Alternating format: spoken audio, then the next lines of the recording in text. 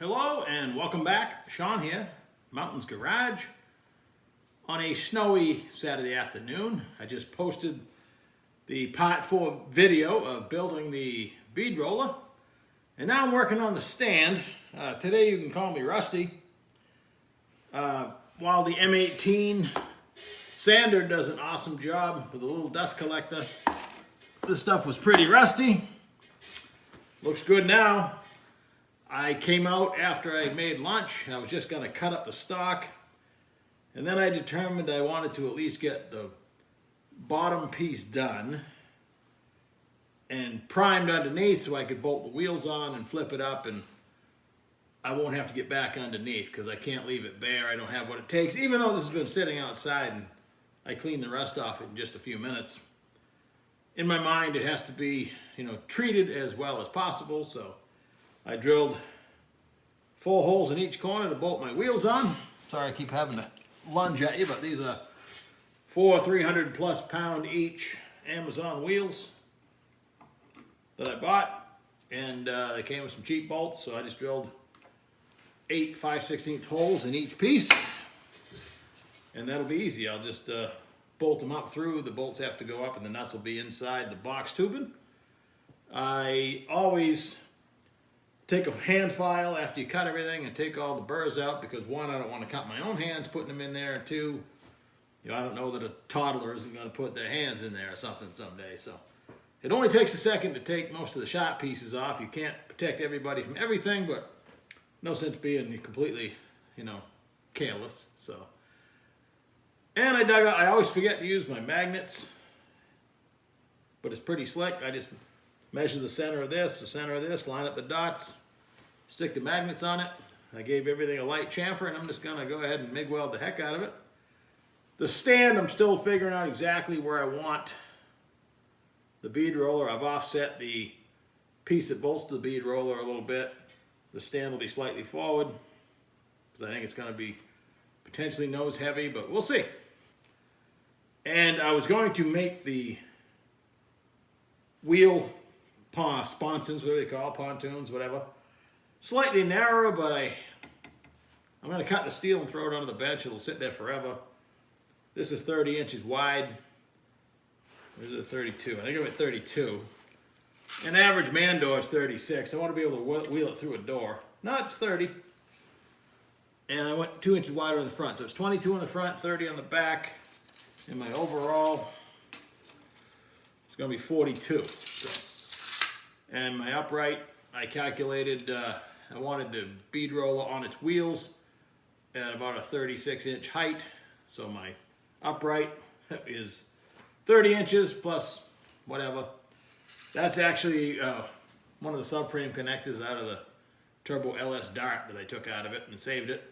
I've been trying to sand that paint off there, and it's gonna have to be there forever. I guess I ground the ends off so it won't burn when I'm welding it, and now I'm just gonna burn it all together. So I wanted to at least cover a little bit before I just say, hey, here's my stand. But that's about the particulars of that. I ran the box tubing, 2x3 box this way, so I could bolt the wheels on without having to make plates for the wheels or end up welding the wheels on. This way they bolt on. I didn't have to make anything extra. I just traced them out, prick punched it, and drilled a bunch of holes. Almost forgot, I cut up 8 feet of 3/8 rod, hot rolled, just some stuff I got at Home Depot. I'm gonna put somewhere, I was gonna put it on the upright and still might, but I'd have to get more of the black paint off, which is not the end of the world. I don't know if I want to put them on this is to hold the extra dies. Maybe I'll put it on top of the bead roller or on the side of the bead roller. So I haven't welded these on yet, and I'll do that after the fact and somehow jig it up so they all look even. If they go up and down, I want them to be slightly slanted so the dies don't fall off. Anyway, let's get welding. And just like that, one stand. Looking pretty good. I used to MIG weld all the time. Now it's few and far between. Still fun. Now I flip it over, spray some paint underneath so I can get my wheels on it. I took a swag at the distance I wanted the upright and the offset we'll see how it works out. Got it painted underneath. Now I'm gonna wrestle the wheels on it and put it under the bead roller and see if it'll roll. Well, that actually worked out really nice. It's super solid. The wheels are smooth. You can roll it any way you want despite its titanic weight. There's no bounce. I don't think it requires a front support. I guess pretty good on the offset. Seemed to work out. So now I got to work on the shield and the table. Attach the dies or hang the dies somewhere and come up with a color.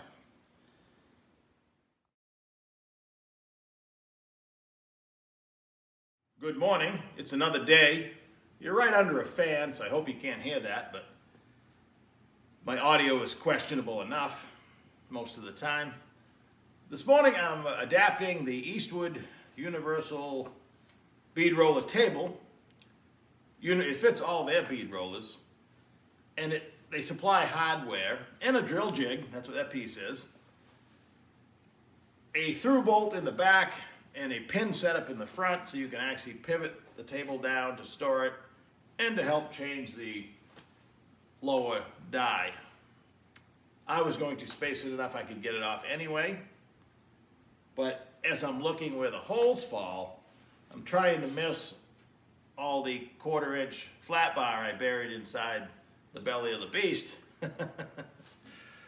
And if I can miss that, I can use most of the hardware. They give you some aluminum tubing for spacing material. Clearly making it universal. If I could just cut a couple spaces, drill a hole, cut a couple spaces, and then fabricate a bracket and do the same thing for the front. They gave me a nice long pin. So that's my plan. Initially, I had measured the thickness of my roller, the gap between the brackets, and done lots of figuring. And I was gonna machine up some threaded pieces to weld to the side and make the front. It's gonna pivot in the end, but if I can just drill a hole all the way through, that's gonna be a lot easier.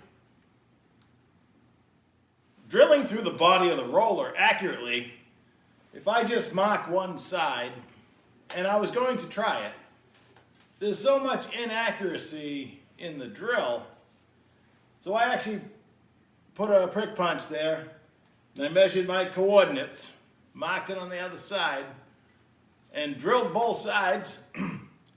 Why am I always surprised when it comes out right? I can sight through this like a gun sight. So that's gonna work out. In one side, out the other. All right, that worked out pretty good. The Eastwood Universal table is installed, using most of the parts that came with it. I had to make a few. I decided to move it ahead, so I have enough gap here to get the lower die off without even moving the table. That allowed me to drill straight through. For the front, Eastwood gave me this pin. I made a bracket with this cool looking triangle bracket that already has a couple holes in it. My buddy Tom made on his plasma table. Different guy that did the side. I took a piece of that hot rolled shafting that I had so much trouble with and machined it down. It made a nice front spacer. While I was building it, I realized that it would be too wide to drop this down. But why would I want to do that? Then I have to bend over to get it anyway, or I can just tip it up. And this works fantastic. Simple. And now we're ready to work. So now, the last thing to do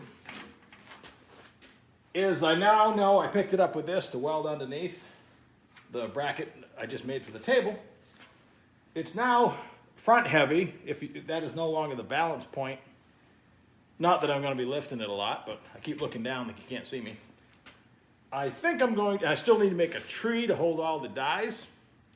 And I think I'm going to make one more upright to just have a saddle to sit under the roller.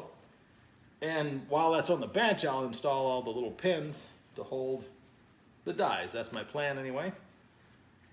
So let's do that next. After I posted last night's video, I got a few really helpful comments. I love the comments, so don't stop. If you got anything to say, let it rip. I'm fortunate, hey, 98 or 9% after 3+ years is all positive. And even the negative stuff. Hey, sometimes when you message back and forth, things work themselves out. Sometimes it's like when you meet somebody, they say something that sounds wrong. Well, some people write it the same way. And sometimes you take it the wrong way. But most of the suggestions are awesome. Last night, one gentleman said, I had mentioned in a previous video, I wasn't happy with the stitch welds on top because I had bumped the wire speed setting, and I considered the welds to be ugly. And they're right on top, and I'm going to stare at them forever. He suggested, and I hadn't thought of this yet, I've done it before, fire up the TIG welder and just go over the welds, stitch them back and forth, make it look like you're welding. Done. Cranked up to 180 amps and buzzed over all the top welds, and now they're okay. Another guy suggested, I had to read it a couple times to completely understand. I think it was positive. Basically, why am I so hard on myself? Well, I've always wanted to be super good at one thing, and that's really never happened, other than being me. And I'm just okay at everything else. I keep trying it and doing it, and when I do something that I've done well before, and it doesn't come out like I expected, I am upset at myself. Searching for the reason, in this case, it was simple. I nudged the wire speed. I should have stopped and checked it out. I kept going. That was the biggest mistake. I mean, it sounded funny. If it doesn't sound like frying bacon when you're welding, stop and fix it. But I'm always going to be that way, and this isn't television. Everything doesn't get done in a half an hour. Everything's not all rosy. I've been honest from the start. If I break something or things go wrong or I make a mistake, that's just the way it is, and I'm going to tell you. So when I get upset at myself because things don't come out right, it forces me to try hard. Like, I'd love to be an awesome TIG welder. I stare at every weld I see, whether in person or online, and some people just are better at it than I'll probably ever be, but I'm going to keep trying. And when it comes out adequate, I'm happy. MIG welding is, sometimes easier, sometimes difficult. Sometimes you have to think your way through it. Like, I was just welding upside down, and it was bubbling and dropping out. I'm like, let's think about this for a minute. Instinct is to slow the wire speed down, but what I had to do is speed it up. I sped it up. Went from 3 to 3.5 on my settings, and I was able to weld without it spattering all over the place and dropping out and catching my pants on fire. So it's always something to learn every day. And before I forget, if you keep in charge of the ridiculous girth and size of this thing, it's now 6 feet, 7 inches long, probably over 200 pounds. I'm wicked impressed with the wheels, and they do lock, otherwise it rolls too easy. I'm now happy with the table. I was disappointed when I bought it. It was $112 or $18 shipped. I think I mentioned that already in the video, maybe not. But now I kind of like it. It probably saved me a day of making it, plus the cost of materials, and I'm not sure I could do better than that. So I thought I'd have to throw all the hardware away, and I did not. I had to make a couple spacers, and here we are. So let's get back to work. All right, so I'm building the front support. It doesn't really need it, but it's certainly not going to hurt. But what it does allow me to do is to build this on the bench. The support itself, I already put some angle on it, which matches the bead roller. And I will just drive it in until it's perfectly level and weld it up. I've scribed a line on here just using a piece of flat stock. I cut up two 4-foot pieces of 3/8 hot rolled steel that I bought at Home Depot. Trimmed them up on the belt sander. Swap ends, do the same thing. I found a piece of random steel that has an angle, and it just so happens this piece of vice grip gives me a hole. So I'm just going to start on my line, hold it like that, on down the line. This will be easier than the subsequent ones when there's porcupine quill sticking out of it, but I'll figure it out. that's my method. I'll let you know how it turns out. Well, halfway through welding on my studs, I ran out of MIG wire. So I had to finish up with the TIG welder. That took a while. It would help to be an octopus, or at least have one extra hand. But where it attaches the stand, it's a much nicer looking weld, so I can gaze down at that. It'll make me happy.